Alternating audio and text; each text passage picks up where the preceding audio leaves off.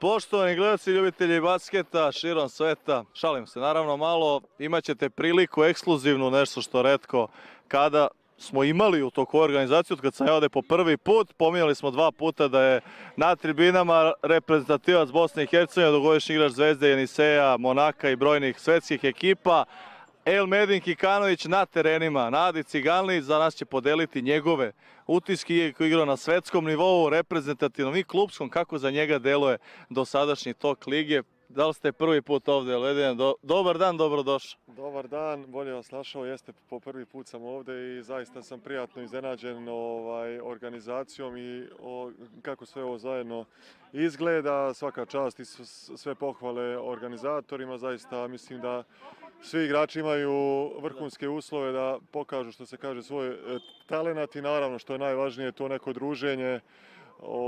Tako da mislim da je zaista organizacija na nivou i još jednom da kažem da sam stvarno iznenađen čime sve raspolažete i evo imamo i prenos, što se kaže, imamo tu i instant replay, tako da nema da se žali niko ništa, nema laži, nema prevare, što se kaže, tako da svaka čast još jednom. Kako ti se čini kvalitet ekipa? Igrao si na svetskom nivou protiv velikih igrača. Kako ti se čini kvalitet košarke? S obzirom da su ovo igrači pretežno iz IT kompanija, ali opet ljudi koji onako baš vole da igraju košarku.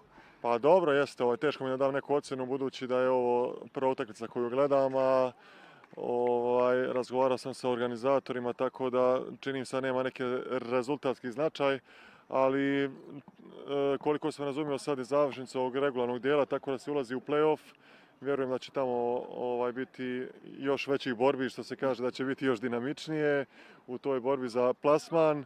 I mislim, vidi se da su ljudi tu iz ljubavi prema sportu, prema košarci i generalno potrudit se da dođe i na još neke utakmice kada budu ove play-off borbe, tako da vjerujem da će biti još zanimljivije. Ajde iskoristimo priliku, ako možemo, u susret Evropskom prvenstvu igra reprezentacija Bosne i Hercegovine, igra Srbija. Kakvi su tvoji utisci o Zmajevima, kakvi o Orlovima, da li misliš koje su tvoje očekivanja neka kao neko ko je branio boje Bosne i Hercegovine? Pa jeste, generalno, evo danas sam baš dobio informaciju da Džanan Musa neće nastupiti na Evropu. Vidio sam i ja. To već potvrđeno, također imamo problema sa naturalizovanim igračom Kastanedom koji je otpao također, jer nije dovoljno oporavljen od povrede, tako da su to 2 izuzetno teška izostanka za reprezentaciju koju će biti vrlo teško nadoknaditi. 2 projektovana lidera ekipe sa vanjskih pozicija, kada jedan nedostaje previše, a već dvojica, da ne pričamo, ipak reprezentacija Bosne i Hercegovine nema toliko širok roster da možemo sad da rotiramo, da dovedemo neku drugu dvojicu, tako da eto, vraćen je John Robertson koji je već nastupao na zadnjem Eurobasketu 2022. u Njemačkoj. Možda i logična odluka budući da poznaje saigrače i kažu da je u solidnom fizičkom stanju, tako da bi mogao da doprinese ekipi, iako je ostalo vrlo malo vremena, ali eto već je stavio na raspolaganje ekipi u Sarajevu. Tako da malo složena i komplikovana situacija za reprezentaciju Bosne, pogotovo imajući u vidu da nastupaju u grupi koja je na Kipru i koja je, da kažem, izuzetno teška, gdje smo u grupi sa Španijom, Italijom, Grčkom, Gruzijom, domaćinom Kiprom koji je tu, da kažemo, outsider, ali sve ostale reprezentacije pretenduju za prolaz dalje, da ne kažem da pretenduju na medalju, tako da bit će dosta izazova. Kažem, ostali igrači moraju da prebace svoje maksimum i da doprinesu kako bi se uspjela savladati. U tim nekim projekcijama već se spominje ta reprezentacija Gruzije koja bi trebala da bude taj neki protivnik za plasman dalje, ali eto o tom potom vidjet ćemo. Što se tiče reprezentacije Srbije, mislim sve izuzetno dobro izgleda kroz ove pripreme. Reprezentacija je ostvarila sve pobjede. Koliko pratim i zdravstveni bilten je otprilike povoljno uz tu povredu Vase Micića, za koju se nadam da ga neće odvojiti od nastupa na Evropskom prvenstvu. Kažem, vrlo je specifično takmičenje, već znamo, bit će veliki broj utakmica, tako da malo se osjeća i ta euforija među navijačima i možda taj neki pritisak na igrače, jer svi očekuju zlato, budući da, eto da kažemo, mislim, kada vidimo taj sastav i kada ga uporedimo sa ostalima, ipak to je reprezentacija koja je vjerovatno najzvučnija, sad ne znam, uz ove ostale pretendente koji su tu. ali eto, kažem, ne treba previše ići, to bi moglo da bude problem ako se počne razmišljati već o nokaut fazi ili ne znam ni ja, utakmicu po utakmicu i ono što se kaže da reprezentacija diže formu iz utakmice u utakmicu.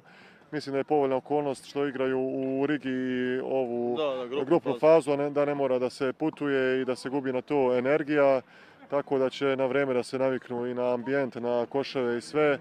Tako da eto sad, sve na njima što se kaže, da ih posluži zdravlje i naravno želim jednoj i drugoj reprezentaciji da ostvare svoje ciljeve pred predstojeći Eurobasket.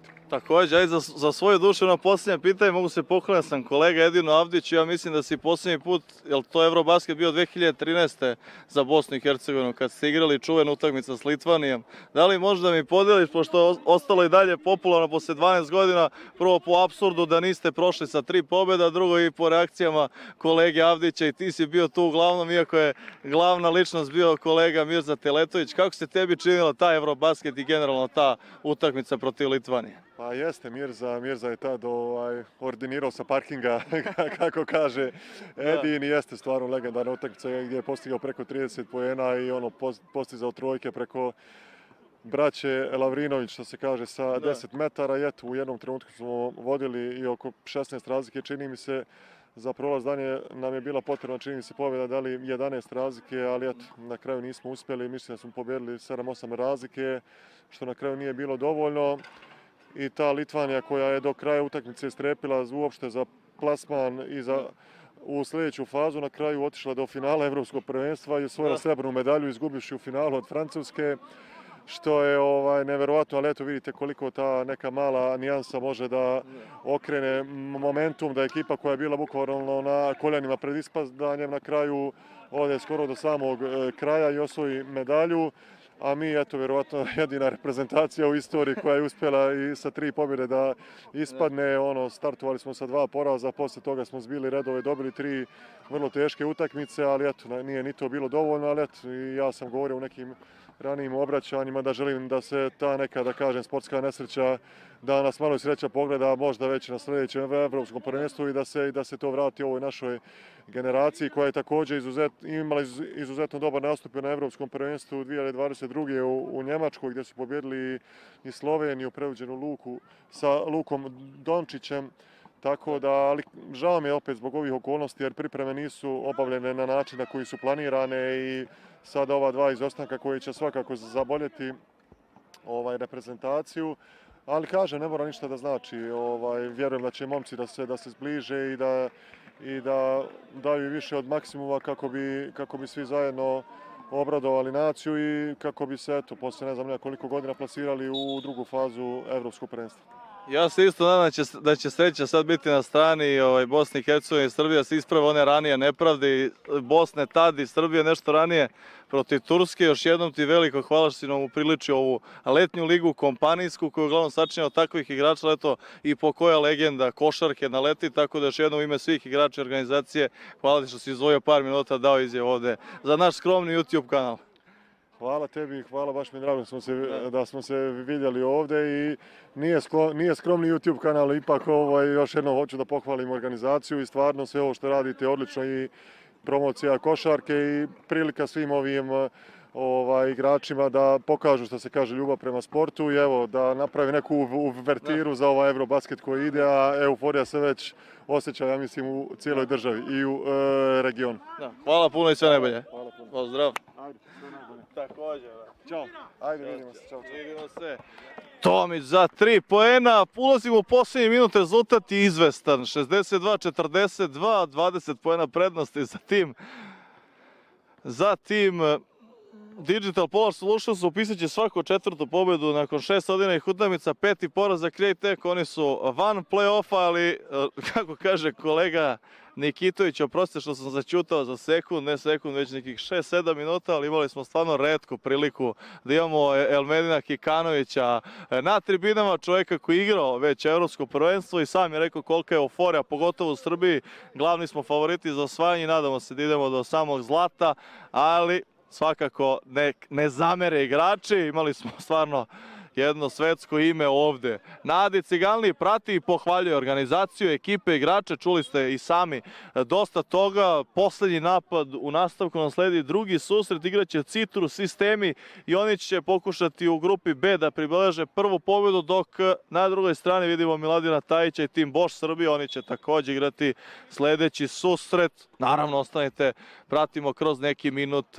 na YouTube kanalu letnje lige, IT lige. Mislim da je ovo posljednji napad. Još jedan pobjeda, 62-39. Pozdravljam vas Marko Mićunović, želi sve najbolje, sportski pozdrav, prijatan ostatak dana.